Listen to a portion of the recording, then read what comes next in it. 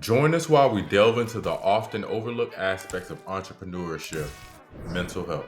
We'll explore coping mechanisms, the impact of mental health on your business success, and common mental health issues among entrepreneurs. Stay tuned as we combine insight, empathy, and practical strategy here at Create Your Own Life.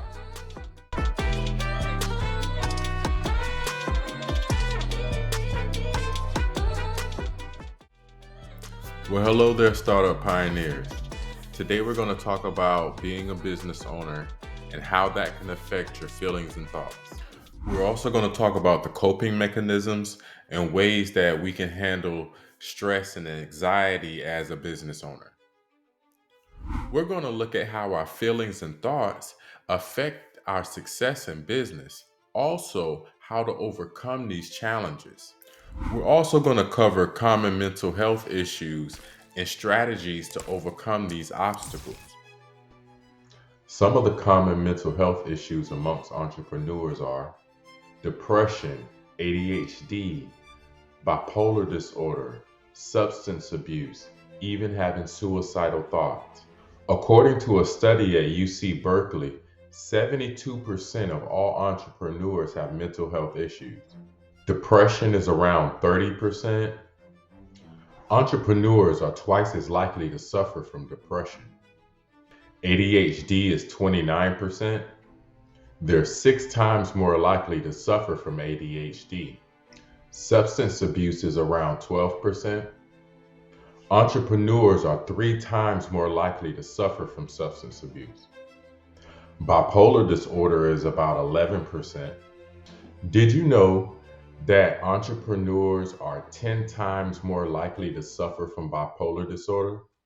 Entrepreneurs are twice as likely to have suicidal thoughts. And this can get even worse when you have financial stress, you're working long hours, and you have the pressure of running the business. If you run a business, this probably all sounds familiar. It's a stressful job. It creates emotional turbulence. For starters, there's a high risk of failure in entrepreneurship.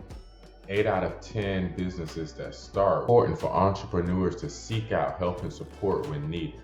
And remember, you're not alone in this. I'll leave some links down in the description below.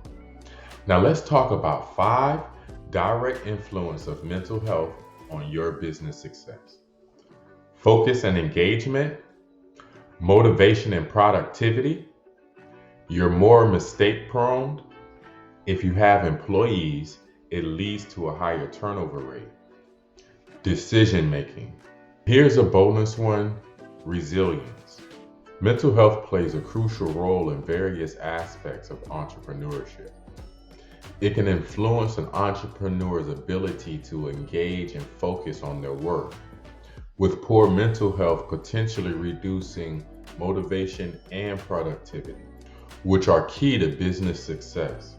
Additionally, mental health issues can increase the likelihood of errors, affecting the quality of the work and the overall business performance. Mental health has a very big impact on the individual's resilience. That resilience is your why.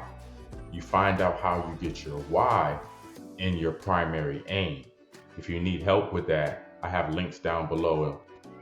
Lastly, your decision-making ability, which is vital to your strategic thinking, is significantly increased by your mental health and your emotional well-being.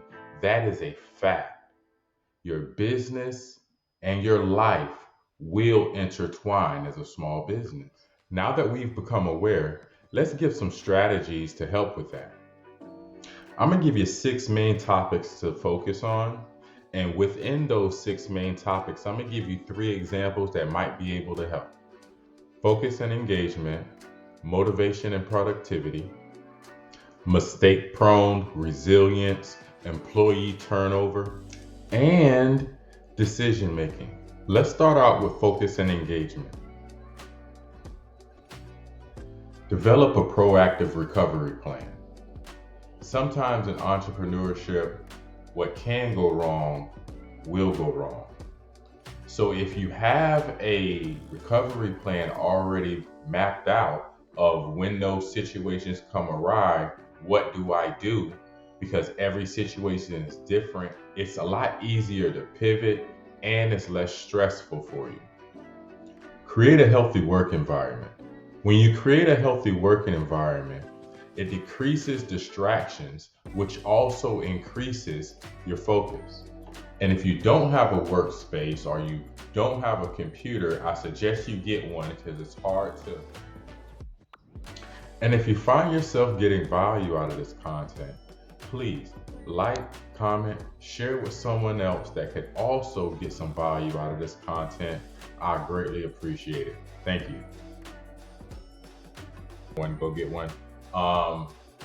If you don't have a laptop or don't have it in the living room while you're doing construction around, you want to have a healthy work environment. You don't want the kids running in and out while you're trying to be on calls and focus on meetings and try to do reports and things of that nature. So to prevent the headache and the stress, you want to create that healthy work environment that is dedicated to the time that you've allotted that day for that specific task. And it's not going to be easy. It's not easy. It's not easy, because if it was easy, everybody would do it. And everybody isn't an entrepreneur, because entrepreneurship isn't for everyone. All right. So with that, while you've created that healthy work environment, right, you also want to take in consideration of how long you've been there. Because I'll find that, when you get into that work mode, that go mode, you'll just work, and you'll realize that you've been there for 4, 8, 12, 16 hours straight and didn't even realize it. I suggest that you get up at least every 4 hours and take a break. Walk away. Take some time to yourself. Take regular breaks. I encourage regular breaks because it can maintain high level of focus and engagement. It's proven that you working mentally, especially as an entrepreneur, doing all of the things that you're doing. You're probably a solopreneur. You're handling the marketing, the sales, the promotion, the financials, the operations, everything, right? You need to take a break. Don't work 18, 19, 20 straight hours, because that's bad for your health. It's bad for your mental health. Take regular breaks. I suggest you at least take a 15-minute break every 4 hours, at least. Now let's get into motivation and productivity. I have my notes here, so if you see me looking down sometimes, that's why. But let's talk about motivation and productivity. Goal setting. You need to set SMART goals. Setting clear, actionable, and realistic goals is good for your motivation and productivity, right? The key word to that is realistic. Say you have never sold anything and you're putting all your emotions and your thoughts behind, man, I'm fixing to start this business. I'm going to be making 20 grand next month, right?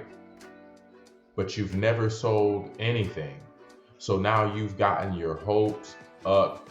You haven't set realistic goals and expectations for yourself. You fixing to go make 20 grand every month, starting the same month that you start your business. It's not likely to happen. Sorry. All right. So next in the motivation and productivity, let's talk about the people that already has a small business. This is for the ones that's making a little revenue. They might have a couple of people that work under them. Under motivation and productivity, your mental stability, your mental health has a lot to deal with how your workers are also, right? You have to create a positive work culture. Cultivating a positive work culture can enhance the employee motivation to actually do the work. And when you can't think straight, you bring in all the stress on your workers, and now you're going to have a high turnover rate because you keep running all your workers away. It's not your workers that's the problem. Sometimes it's you, right? Something else under motivation and productivity, and it has to do with the employee side of it. When you have maybe 1, 2, 3, 4, 5 workers, give them recognition, right? The recognizing and reward employees for their efforts can increase motivation and productivity in your business. It helps. It makes them want to work harder for you. You should be able to give something back to them, right? So let's move on to the next one. Number 3, mistake prone. Training and development. Regular training can equip employees with necessary skills and knowledge, and it reduces the likelihood of mistakes, right? So when you're mentally unstable, you're just getting pulled all over the place, right? One thing about I always preach is the systems, the SOPs, right? The training and development portion. If you have those documents, if you have the processes, the systems in the background to know exactly what to do, when to do it, your employees will always have the necessary skills and knowledge to reduce the likelihood of mistakes, because it's the same way every single time, right? Let's talk about encouraging the open lines of communication with your employees, right? You have to foster that culture of open communication with them, because they're the grounds they're the feet. They're in the trenches. They're doing all of the work. They might come across some things that you just not aware of, and they actually could be beneficial on how you could better your business if you actually open up the communication with them and they're not scared to talk to you.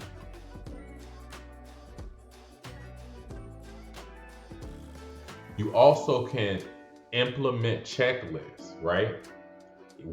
This is part of when you're building those SOPs, when you're actually going through the process of what you do and how you do things.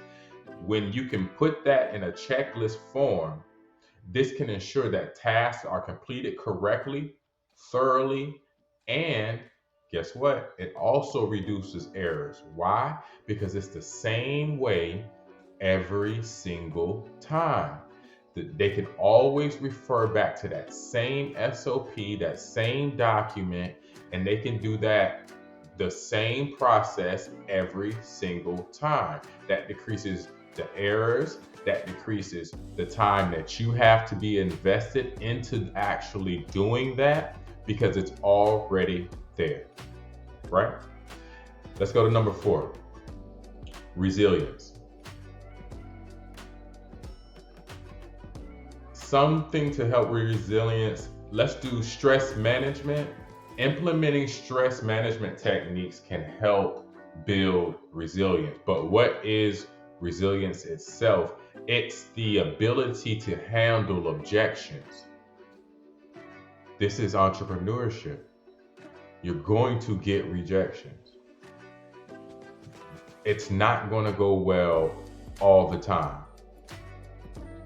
You have to be able to manage your stress, because if you don't, like I said, your business and your personal intertwines.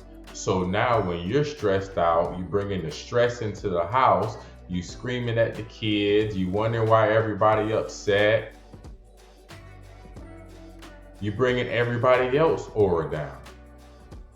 We have to learn how to have some stress management. It's different techniques to do that. You find one that works for you. And if you find yourself getting value out of this content, please like, comment, share with someone else that could also get some value out of this content. I greatly appreciate it. Thank you. Something else that can help you with resilience is building a support system. Encouraging the development of strong support systems can enhance resilience through talking to other people that's going through the same thing that you're going through. That's the reason why I make these videos. All stuff that I've went through in my entrepreneur journey. I want to help someone else not have to go through that. I want to decrease your time so you don't have to go through the stress, the financial heartbreak behind it, right? You can build a support system by a whole different type of ways online. You can go to trade shows and be in the places that your business does business at. It's other people there. Talk to other entrepreneurs. Find other groups, mastermind groups, whatever. Build a support system, whether it's family, anything. It helps with your resilience. Your resilience will also help you with it'll fall back onto that why. That why you're doing this would help your resilience, right? And if you find yourself getting value out of this content, please like, comment, share with someone else that could also get some value out of this content. I greatly appreciate it. Thank you. You have to have that positive mindset. If you always thinking that you're not going to make it, you're thinking that you're not good enough, you're never going to get to where you need to be. You are good enough. You can do it. All you need is a plan. But if you're not planning, you're planning to fail. Right? Number 5. Employee turnover. Right?